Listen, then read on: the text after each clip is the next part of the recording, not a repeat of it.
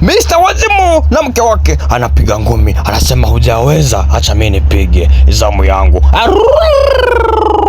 Kasundi kata mwingine, mwanamke, mama, mtoto na ana producer anamwekelea, anamtoa makende, anamtoa makangali, kamtia mapua.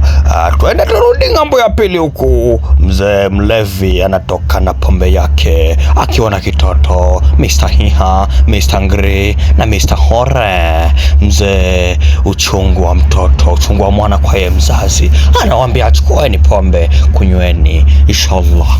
Alhamdulillah, Mwenyezi Mungu atanipata inshallah. Kumbe ni wajinga. Mr. Hiha anamwaga pombe ya mzee. Watoto wana safari yao, wanapoelekea wanaenda kumwaga pombe na kuchezea hiri. Twende ngambo ya pili bado. Mzee anawaangalia, anasema nye mulibigodi, anasema nye amfai. Haya, kuna chizi kule naye amekaa, amelala, ameamua kujikata, naye ni mlevi of Africa.